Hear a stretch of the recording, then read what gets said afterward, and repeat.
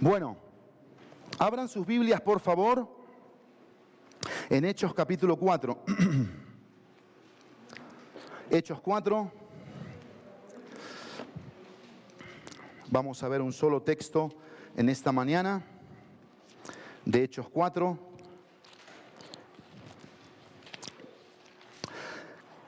Casi siempre cuando predico el Evangelio tengo una pregunta. Cuando hablo de Cristo a otros, hago una pregunta. Es muy común en mí hacer esta pregunta. La pregunta es, ¿para qué Cristo murió en la cruz? Esa es la pregunta que hago. ¿Para qué Cristo murió en la cruz? Sí. Sácate el cosito, no te escuché. Ahora sí, de vuelta. ¿Para?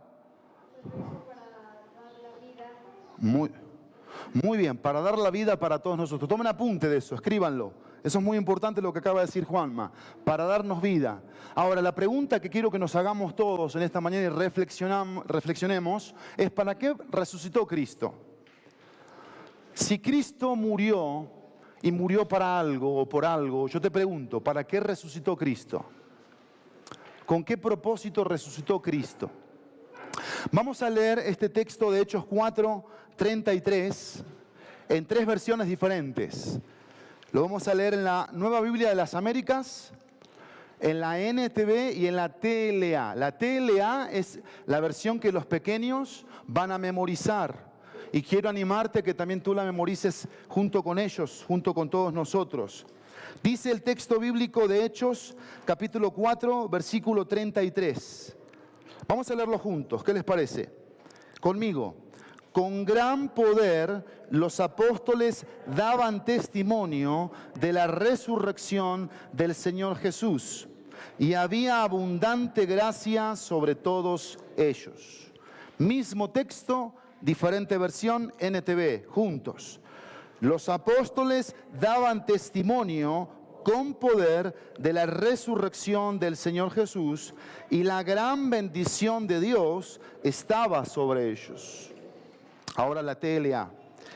Llenos de gran poder, los apóstoles enseñaban que Jesús había resucitado. Punto. Dios los bendecía mucho. Vamos a leer una vez más esta versión, la TLA. Dice, llenos de gran poder, los apóstoles enseñaban que Jesús había resucitado. Dios los bendecía mucho. Estamos en el libro de los Hechos, llamado Hechos de los Apóstoles o Hechos del Espíritu Santo, ¿sí? Donde a través de este libro, que es un libro transicional, hay una transición en este libro del mensaje de la ley al mensaje de la gracia, el mensaje de la ley que habíamos oído desde Moisés a un mensaje de la gracia que es la salvación, no es por mérito propio, sino por lo que Cristo hizo en la cruz, y se va a ir desplegando a través del libro de los Hechos. Hay algo interesante en este pasaje.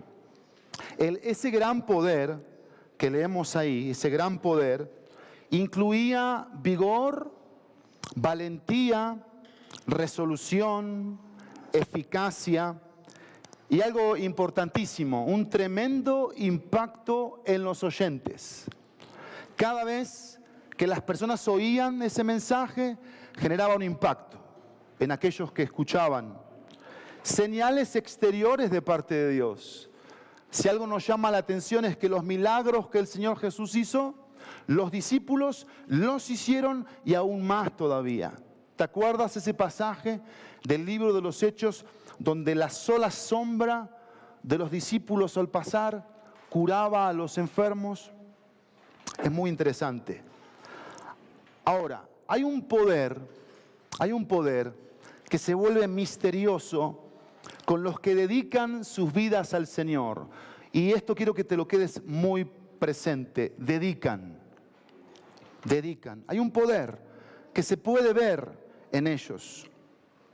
Cuando estamos dispuestos a entregar todo al Señor,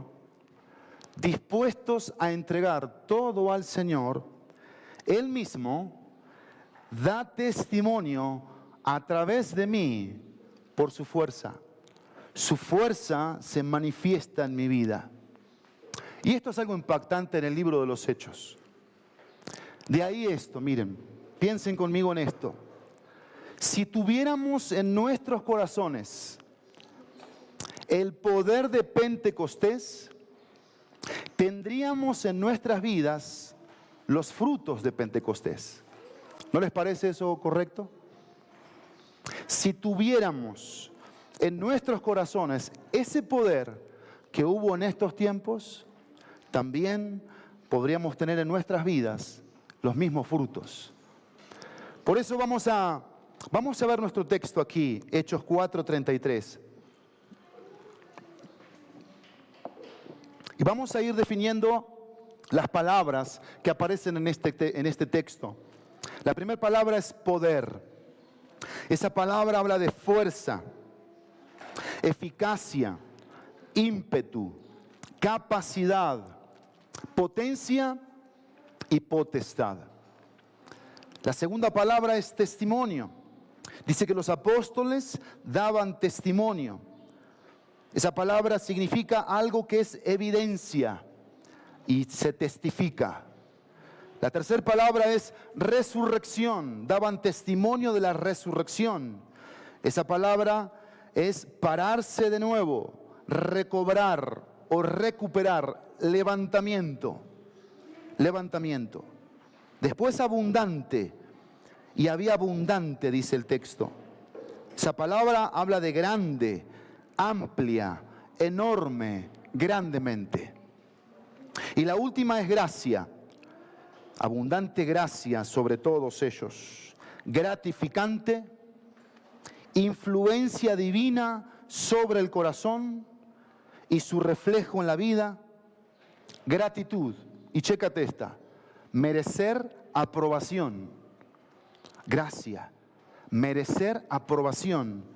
Que delante de un Dios que es trino en su santidad, en su justicia, en su pureza, tú y yo, por la justicia que Cristo consiguió en su muerte en la cruz, que nos justifica, nos aprueba delante de Él.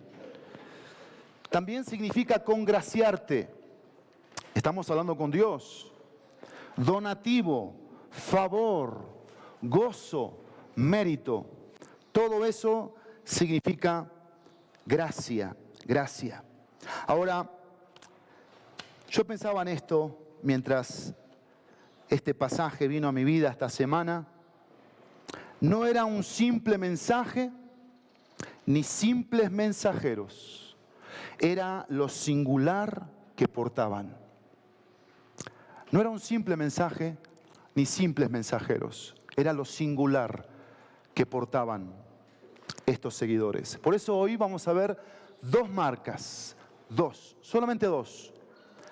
Dos marcas de una iglesia que cree en un Cristo vivo. Dos marcas. La primera marca, gran poder. Gran poder. Ahora yo me hago una pregunta aquí. ¿Cómo se veía la eficacia de ese gran poder? El texto dice, con gran poder los apóstoles daban testimonio de la resurrección del Señor Jesús. ¿Cómo se veía la eficacia de ese gran poder? Se veía a través de tres cosas. Primero, por la semejanza. Por la semejanza. Cristo operó en ellos su esencia. Eso es semejanza. Quiero que entiendas esto conmigo en esta mañana.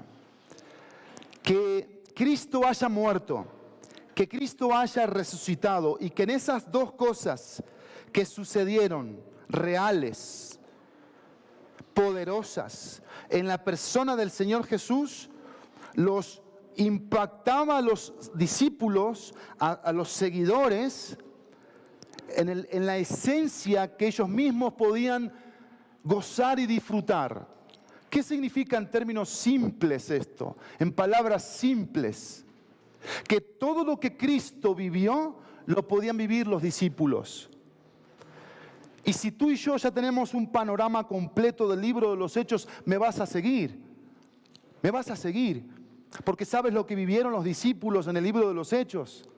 Sabes lo que padecieron, lo que pasaron, lo que sufrieron. Persecuciones, sufrimientos, abusos, pérdidas. No tenían una identidad como tal. Y por eso ese gran poder, esa gran eficacia se veía por la semejanza, pero en segundo, por el seguimiento. No solamente por la semejanza, sino por el seguimiento. Cristo produjo entrega a su plan. Las últimas palabras del Señor Jesús a sus discípulos fueron estas: por tanto, id y predicad el Evangelio a toda criatura. Hagan discípulos a todas las naciones, bautizándolos en el nombre del Padre, del Hijo y del Espíritu Santo. He aquí, yo estoy con ustedes todos los días hasta el fin del mundo. El gran poder de los discípulos se podía ver eficazmente porque los discípulos seguían las pisadas de Jesús. Eso hacían los discípulos, seguir las pisadas de Jesús. Ahora, yo no sé si tú ya estás comprendiendo el mensaje de esta mañana. No sé si estás captando el mensaje de esta mañana. Como pastor, yo pienso y me imagino cuántos pastores o predicadores hoy están hablando de la resurrección de Cristo alrededor del mundo. Y te aseguro algo, todos son mensajes diferentes, apuntando quizás a una cosa o a dos puntualmente, pero a una singular: Cristo resucitó, Cristo está vivo. Ahora, mi pregunta es, ¿qué con eso? ¿Qué sigue después de eso? ¿Qué de ti, qué de mí? ¿En qué te influye a ti, en qué me influye a mí? Lo podemos ver aquí. ¿Qué podemos ver? En los seguidores del Señor Jesús se veía ¿qué? Una marca. ¿Cuál era la marca? Un gran poder. Ese gran poder se veía por la semejanza, por el seguimiento. Seguían el plan de Jesús. Miren este pasaje, por favor, conmigo. Hechos capítulo 2.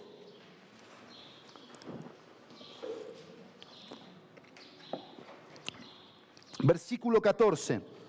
Entonces Pedro, esto tienes que subrayarlo en tu Biblia, poniéndose en pie con los 11 apóstoles, alzó la voz y les declaró: hombres de Judea y todos los que viven en Jerusalén, sea esto de su conocimiento y presten atención a mis palabras. Versículo 23, hablando de Cristo. Cristo, 2:23, fue entregado por el plan predeterminado y el previo conocimiento de Dios, soberanía. Y ustedes lo clavaron en una cruz por manos de impíos y lo mataron. Pero Dios lo resucitó, poniendo fin a la agonía de la muerte, puesto que no era posible que él quedara bajo el dominio de ella. Versículo 32.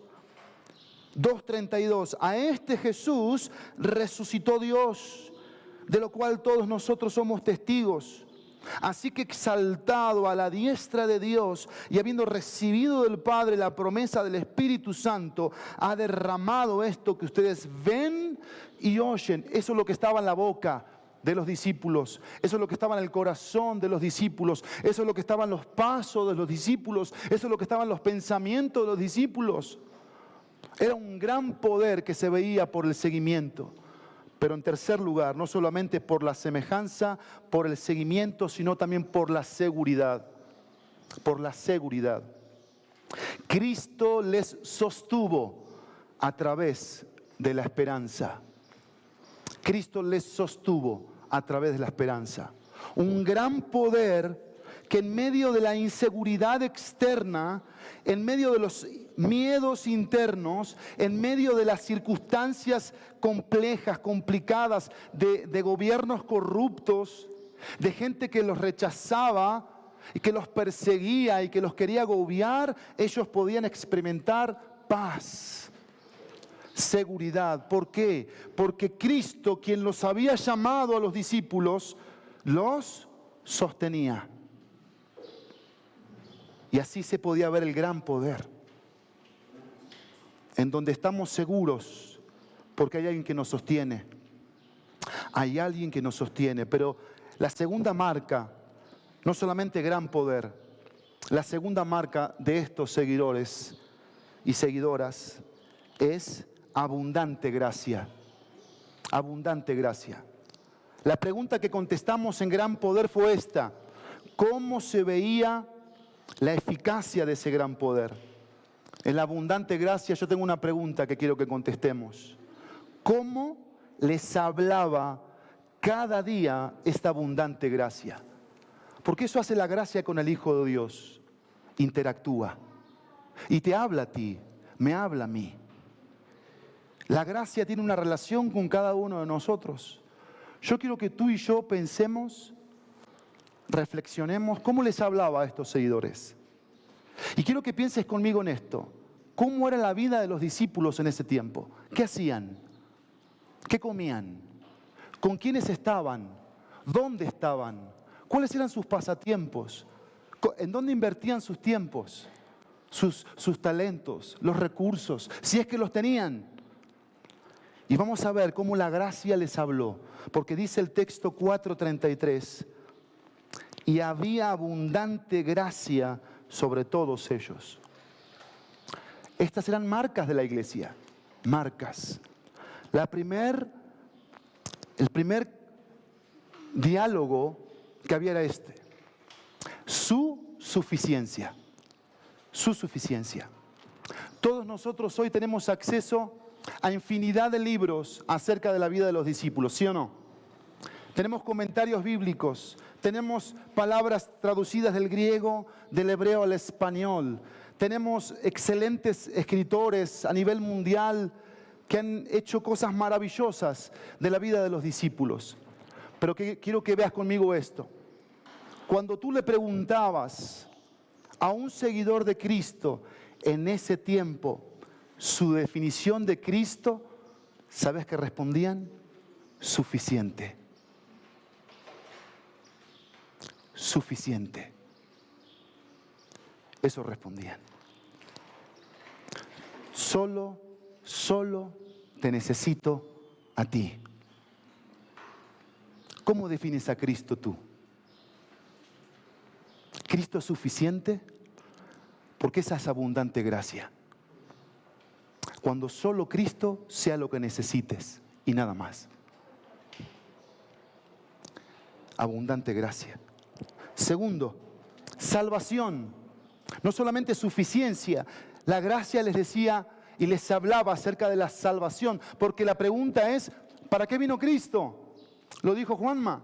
Para salvar, para dar vida. Ahora la pregunta que yo quiero que tú y yo respondamos aquí, en el contexto del libro de los Hechos, ¿para qué era la salvación? Para que ellos estudiaran sus carreras universitarias. ¿Sí o no? ¿Sí o no? No. Para que ellos trabajaran muchas horas al día. ¿Sí o no? No. Para que ellos pensaran en una comodidad de vida. ¿Sí o no? Para que ellos anhelaran el sueño americano. ¿Sí o no? Entonces, ¿para qué era la salvación? ¿Para qué los salvaba Cristo? Porque Cristo los vivía salvando. No solamente los salvó en el madero, en la cruz, al morir y resucitar. ¿Para qué los salvó entonces? Para una sola cosa. En este contexto y en el tuyo y en el mío, es para que tú y yo cumplamos. A ver, repite conmigo. Cumplamos. Fuerte. Cumplamos su propósito. La salvación es para que tú y yo cumplamos su propósito. Yo te hago una pregunta. ¿De qué te salvó Cristo esta semana? ¿De qué te salvó Cristo? Si tú me dices, Adrián, que solo te salvó de pelearte menos con Cata, porque me pasa igual que con Frine, entonces yo no estoy entendiendo el propósito de Dios. Porque Dios no me puso en un matrimonio para que yo me esté peleando con mi esposa, sino para que mi esposa y yo cumplamos el propósito de Dios. ¿Por qué nos peleamos? porque dejamos de cumplir el propósito de Dios. Las almas no son lo más importante. Las almas no es la inversión eterna que nos interesa. ¿Qué nos interesa como matrimonio, como familia? Comodidad. Vivir mejor. Tener una largura de años por una buena cuenta jugosa en el banco. ¿Esa era la abundante gracia de estos? Para eso era la salvación, y la salvación les hablaba. Miren, acá hay algo interesantísimo, y es en lo que sigue. Porque solo para que se cumpla su propósito venía la salvación. Y hay dos cosas que la gracia les hablaba a ellos. Dos cosas que se unen. La gracia les hablaba en función de la sanidad.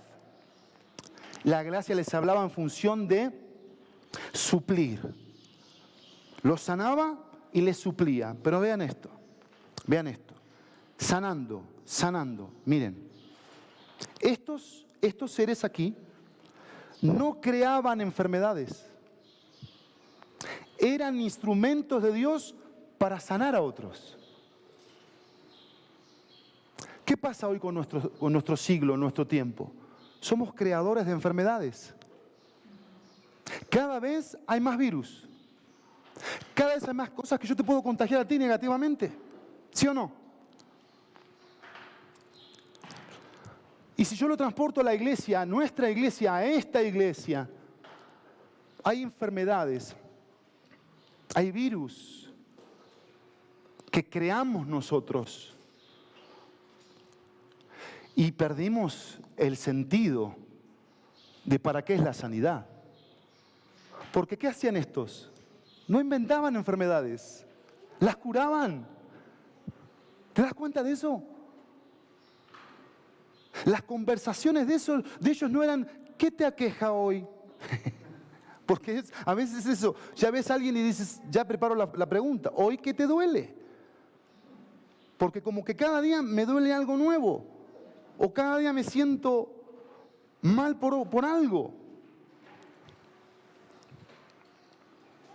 Estamos para sanar, estaban para sanar. Eso es abundante gracia. No estamos para enfermar, para contagiar, para portar virus que te maten, sino para darte vida, para darte salud. Hoy existe mucho esto, gente tóxica, ¿no es cierto? Relaciones tóxicas, que lo que hacen es tirar envidia, negatividad, ¿sí? Comentarios desaprobatorios, vengativos, insultantes, de atacar y atacar. ¿Por qué? Porque perdimos la esencia de la abundante gracia. La gracia les hablaba en relación a la sanidad, pero también en base a suplir, supliendo. Les decía, yo estoy para que no te falte nada.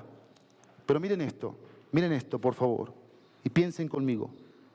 No generaban vidas caras, imposibles de sustentar, sino básicas, pero no miserables. No generaban vidas caras, imposibles de sustentar, sino básicas, pero no miserables. Porque cuando tú ves el contexto aquí de Hechos 2, 32 al 37, ¿qué vas a ver? ¿Qué vas a ver? Una iglesia de un solo corazón, de una sola alma, que tenían en común todas las cosas. Sí. Y tú estás pensando conmigo, ¿cómo?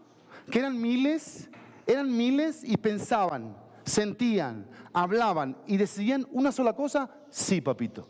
Sí, mi amor. Sí, una sola cosa. Porque yo te hablé de una palabrita, dedicación. Habían entregado sus vidas al Señor y con ello sus recursos, su tiempo, los talentos. Pero está el pensamiento pobre que tenemos los creyentes de hoy, la filosofía pobre de la iglesia cristiana. Nosotros entregarle todo lo que tenemos a los pies de los apóstoles, no estamos para enriquecer a otros, ¿no? Ese es el pensamiento que muchos sostienen. Por eso no diezman nada, ojo, no estamos hablando de la plata, no diezman tiempo, no diezman días de la semana. ¿Por qué? Porque la respuesta es esta: no tengo tiempo. No tengo tiempo para asistir un jueves a la reunión de oración. No tengo tiempo para asistir un miércoles a un estudio bíblico de teología. No tengo tiempo para ir a visitar a una persona que está en necesidad. No tengo tiempo para hacer un compromiso y discipular a otra persona, enseñarle la palabra de Dios. Yo estoy para recibir, viejo. A mí dame. Y no me molestes. Si quieres que siga viniendo, no me molestes más. No me exhortes más. Yo estoy para recibir, no estoy para dar. ¿Cómo pensaban estos? ¿Cómo vivían estos? ¿Sabes que la palabra resucitar es diferente a la palabra resurrección? Resucitar significa despertar, levantarse del sueño, de estar sentado o acostado, de la enfermedad, de la muerte, de la oscuridad, inactividad, ruina. ¿Sabes lo que significa resucitar? Significa enderezar. Eso significa resucitar. El que Cristo te resucite hoy, porque solo Él lo va a poder hacer, es que tú endereces tus caminos a los caminos de Cristo. Levantarte porque estás cómoda o cómodo en un sistema eclesiástico rutinario, que tú sabes lo que yo voy a decir y tú sabes lo que vas a hacer. ¿Sí o no? Pero hoy estamos para romper eso. ¿Amén? Hoy estamos para cambiar eso. Porque Cristo vive. Porque Él está vivo. Despertar. No generaban vidas caras, imposibles de sustentar, sino básicas, pero no miserables. Porque dice la Escritura que daban, ¿qué? Todo lo que tenían. ¿No te impacta eso? ¿No te impacta eso? ¿Que daban todo lo que tenían? Dice la Biblia que lo depositaban a los pies de los apóstoles. Y como pastor te quiero decir una sola cosa en esta hora, una sola cosa. Dale tu vida al Señor. Entrégale tu vida a Cristo. Conságrate a Él. No te vas a arrepentir. Él no es un mal padre. Él no es un mal jefe. No es verdugo. No es un mal pastor. No es un mal Dios. Es un buen Dios. Es un buen Dios. Y termino superando. La gracia les hablaba a través de superar. No solamente suficiencia, salvación, sanando y supliendo, sino superando. Y esta es la idea aquí de superar. Esta es la idea. La gracia les decía esto: hay algo mucho más hermoso y sublime esperándote. Eso les decía la gracia. Hay algo mucho más hermoso y sublime esperándote. ¿Qué es lo hermoso y sublime en la vida de los discípulos? ¿Qué era? Morir y encontrarse con el Salvador que convivieron 3 años. Al que contemplaban, palpaban, del cual estaban enamorados, apasionados. perdidos en Él. ¿Cuánto nos enseñan estas dos marcas? ¿No es así? Gran poder y abundante gracia. ¿Son estas dos marcas nuestras marcas? ¿Estamos viviendo la semejanza? ¿Estamos en el seguimiento? ¿Vivimos seguros en la gracia? La abundante gracia. Cristo es suficiente. Su salvación en mi vida es para que yo cumpla su propósito. ¿Estoy sanando o estoy siendo un enfermo enfermando? La provisión de Dios. La vida que he comprado es muy cara. ¿Le debo a todo el mundo? ¿Me falta el recurso? ¿No llego a fin de mes? ¿No llego a la quincena? ¿No llego a la semana? ¿No llego a las 24 horas porque se me acabó el recurso? Pero el recurso porque vivo en el mundo del yo. Del yo. Y nunca te va a alcanzar. Estás superando. Pero piensa en esto, superar las pruebas por cumplir la misión. Superar las circunstancias, las adversidades porque estás cumpliendo una misión. Eso pasaba con estos seguidores y seguidoras. En esta semana el Señor me enseñó una gran lección acerca de esta gracia. Y fue a través de la vida de Gedeón, en donde Gedeón fue llamado de la cueva en medio de un tiempo difícil del pueblo de Israel.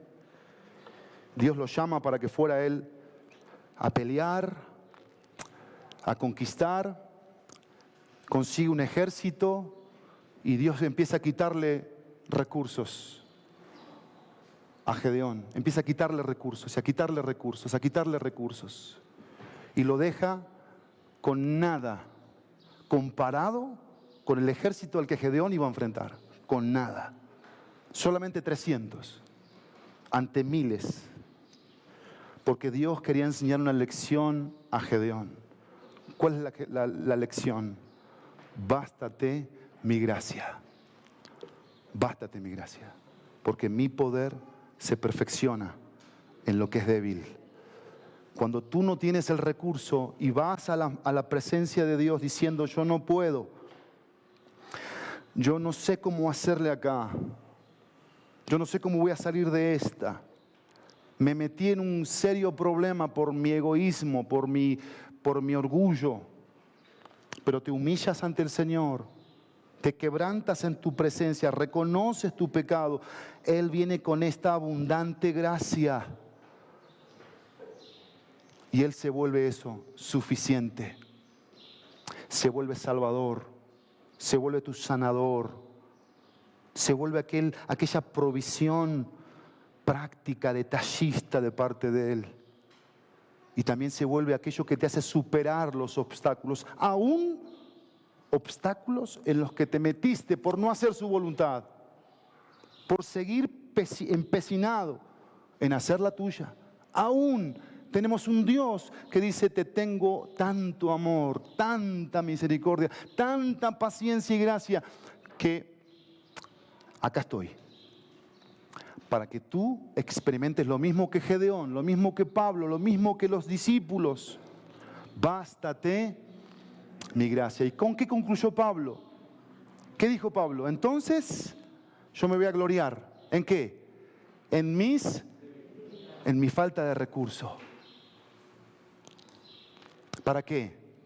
Para que repose sobre mí el poder de Cristo.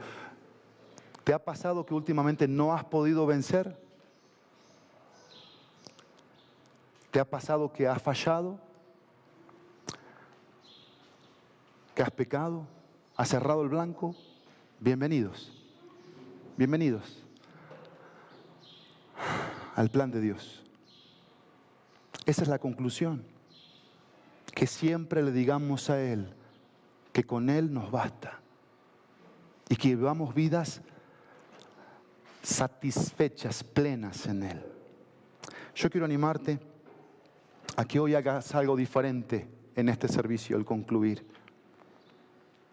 No te pares, cantes, digas amén y vete, como todos los domingos. Haz algo diferente. ¿Quieres arrodillarte? Está trapeado el lugar. Fabuloso, pinol, cloro. Sanitizado, no satanizado. Aclaro. Bien sanitizado. 2 veces. ¿Te quieres postrar aquí? ¿Quieres arrodillarte? Haz algo diferente. Agarra a alguien. No lo agarres. No, acércate y ora con esa persona. Oren por algo en relación a lo que Dios habló a sus vidas.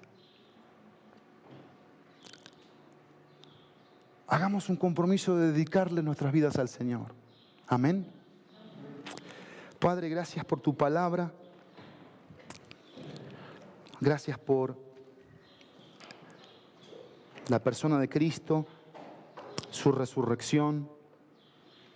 Y gracias por los discípulos, porque pudieron experimentar y dejarnos estas marcas que como iglesia necesitamos tener. Gran poder, abundante gracia. Y queremos experimentar eso, tu vasta gracia. Tu vasta gracia. Queremos, Dios, renunciar a los recursos a los que estábamos acostumbrados a estar aferrados aún religiosamente, para solo dar lugar a tus recursos divinos, inagotables. Así que Dios, aquí está tu iglesia, la IBJ, estas almas por las cuales Jesús murió y resucitó, esos discípulos por los cuales se jugaron la vida, no les importó perder, ser perseguidos, morir, ser burlados, rechazados, porque aún en medio de eso, el gran poder y la abundante gracia era un testimonio vivo y real. Aquí nos quedamos, Dios, para seguirte entronando, exaltando a través de lo que cantamos, reflexionamos, oramos y decidimos.